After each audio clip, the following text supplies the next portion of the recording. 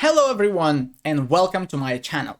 My name is Galchenko, I am an international master in chess, and today we're going to see one of my greatest wins over a very strong player, but more importantly, the fastest ever player in the world, Andrew Tang, better known as Penguin online. He has beaten such players as Magnus Carlsen, the current world champion, Hikaru Nakamura, the current Fischer Random world champion. He has beaten them in matches, he has beaten them in almost any time control in any format of chess. So today we're going to see the game how I managed to beat him in a very important game in a tournament in the titled arena.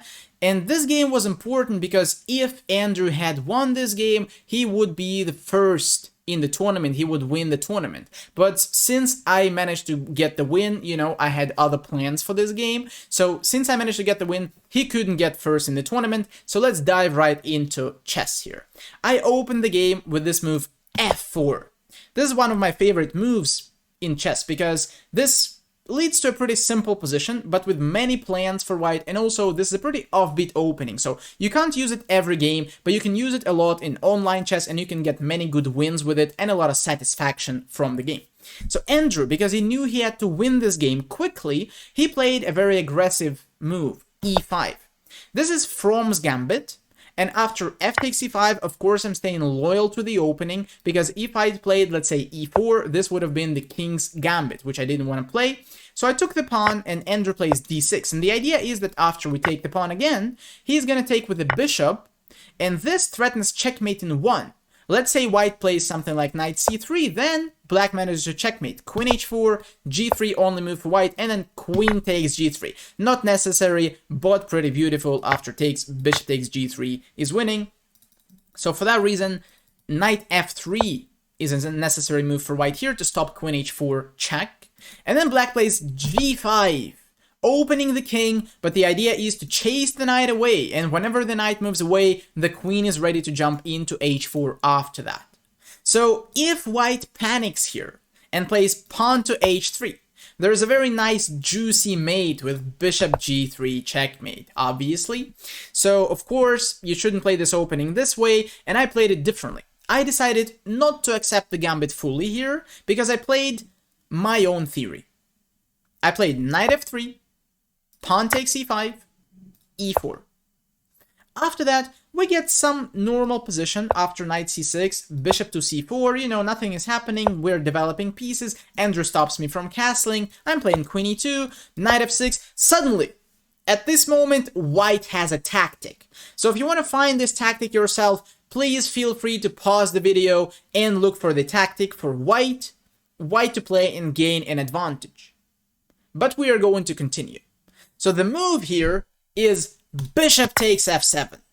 And I actually knew this all along before this game even started, because after this, king takes f7, queen to c4 check. This is a pretty common way to win if you know this line. This line has been developed by me. I haven't seen any other player play this line, but I have got many wins with this line. Because the idea is, of course, it's a double attack on two pieces, and black thinks, okay, well, we should block with the bishop because that's a tempo move at least. And after bishop e6, which Andrew played, we don't even take the bishop. Knight g5 is very strong for white here, because it hits the bishop and the king. Nobody cares about the bishop on c5. Now the king has to be careful, because if you step on f8, you're stepping under a very nice royal fork. So the king should go to g6. It's seemingly the safest square. And then knight e6 seems to be taking the piece back and also winning another piece because of the fork, but not so fast. After knight e6, Andrew had prepared queen g8. We cannot take the bishop because we'll lose the queen. And if we take the bishop with the queen, then, well, queen takes e6 and black is still pretty much in the game. Black can develop the rooks pretty quickly and their development looks just fine. For that reason, I didn't play knight e6, but I played queen takes e6. And that seems to drop another piece. But of course, for experienced players, even maybe for beginners, it is obvious that, walking like that in the middle of the night with the king is not safe. Queen f5, if this, then a beautiful checkmate with the pawn, and if king h6, then of course d4, and it also follows with the checkmate. So Andrew plays knight d4 instead, a move that hits the queen and a move that controls the f5 square so that the queen cannot come to f5 anymore. Seems like a strong move, huh? Well, not so fast, Andrew Tang. Queen f7, forcing the king to take on g5.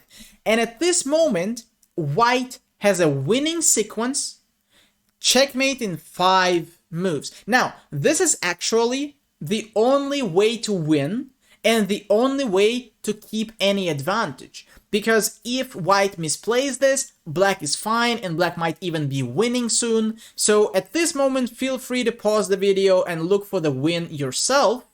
White to play checkmate in 5 moves if black resists perfectly.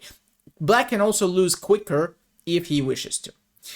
And we are going to continue. In this position, I played h4. This is a very strong move and the only one to win. Because after this, white checks the king, so black has to move the king somewhere. Now, the move that Andrew played was king g4. After which, queen takes g7, check, king f4, and a very nice d3 checkmate. Very good, aesthetically pleasing, very nice to play against such a strong player as Andrew Tang. Now, the best way to resist, sort of, was king f4. But still, after d3 check, king g3, seems like the king is running away, but no. Queen takes g7, knight g4 is the only move, the king has no legal squares at the moment, knight g4, rook h3 check, king takes g2, queen g4, checkmate. This is how the game could have ended, but it also ended in a very nice way. In my opinion, even nicer to checkmate with a pawn like this. So, like this, yeah. For that reason, I was pretty happy with this game, and Andrew didn't manage to win the tournament. Well, you know, it doesn't always happen, but he is still the fastest player in the world, but I managed to get this win very quickly, and this sequence is my special preparation. So right now, you guys, you can use this line in your games and get very nice wins. Only 14 moves, checkmate against the very strong player. Now, well, there is some more theory with f4, e5. If you want to play it constantly after takes, d6, you can also take the pawn, just so you know. Knight f3 is not the only legal move here and the only good move. E takes d6 is perfectly fine. Bishop takes d6, knight f3, g5. As long as you don't play this blunder with the h-pawn as we discussed. Instead, what you should play is g3, taking under control the h4 square, and after g4 is played, knight to h4, fixing the knight. Then knight e7 is theory, d4, knight g6, knight takes g6, pawn takes g6. Now here you have to be a little careful because the rook opens up and actually black has a threat of bishop takes g3. So we should just play queen d3, defending this pawn. And then if black plays knight c6, which is also theory, then black is actually threatening this pawn. If we play some stupid move here, let's say something like knight c3, then after knight takes d4, queen takes d4, bishop takes g3, it's a very nice discovery, very simple elementary tactic, and the queen falls.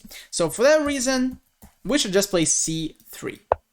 And then the plan for white is to play e4, put the bishop on g2, then put the bishop on e3, knight on d2, and castle long. The white still keeps the advantage in this position, so it's totally okay to play this way if you didn't like the line that I used on the penguin.